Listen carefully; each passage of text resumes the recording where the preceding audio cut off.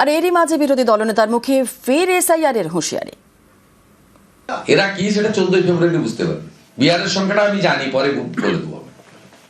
পশ্চিমবঙ্গটা বলে দেবো 15 ফেব্রুয়ারি বলে দেবো। বিহারে তো ভোটার লিস্ট হয়েছে, অবৈধ অনুপ্রবেশকারী কত সে সংখ্যাটা জানি, আমি বলবো না, ঠিক সময়ে বলবো। অত তাড়াহুড়া করার কিছু নেই। যখন আধার কার্ড ডিঅ্যাক্টিভেটেড হবে, রেশন কার্ড বন্ধ হবে, প্রধানমন্ত্রী অন্ন সুরক্ষা যোজনা থেকে কাটিং হবে, যখন অ্যাকাউন্ট ফ্রিজ হয়ে যাবে, বন্ধ হয়ে যাবে, তখন বুঝবেন যে ইনি ভারতীয় নয়। আর এসআইআর নিয়ে তৃণমূলকে পাল্টা কটাক্ষ দিলীপের।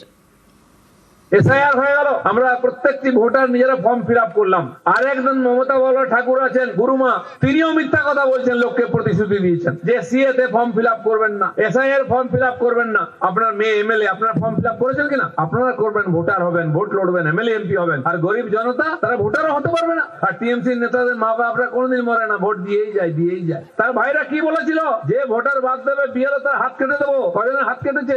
এক গোছা চুলো কাটতে পারোনি। কি বলছিল বিজেপির লোকেরা? গাছে বেঁধে দেবো। কাকে বেঁধেছো? কিচ্ছু করতে পারবে না, আঁটি বাঁধতে পারবে না তোমরা। যেই 58 লক্ষ বাদ গেছে, উনি হাড় পাঁজর বেরিয়ে গেছে। দিদি বুঝতে পেরেছেন সময় খারাপ। আরো যদি 10, 20, 50 লক্ষ বাদ যায়, 1 কোটি হলে তো গেল। সুপ্রিম কোর্টে চলে যাচ্ছেন। খেলার নাম বাবাজি। ভাইপো তো তা না, দিল্লি পর্যন্ত চিৎকার করছেন আর রাস্তায় গড়াগড়ি দিচ্ছেন। শেষে দেখুন কেউ শুনছে না। এখানে এসে বলছে, জানেন ইলেকশন কমিশন আমাকে আঙুল দেখিয়েছে। তুমি সকাল বিকাল আমাদের কাঁচকলা দেখাবে আর তোমাকে আঙুল দেখিয়েছে, খুব কষ্ট হয়েছে।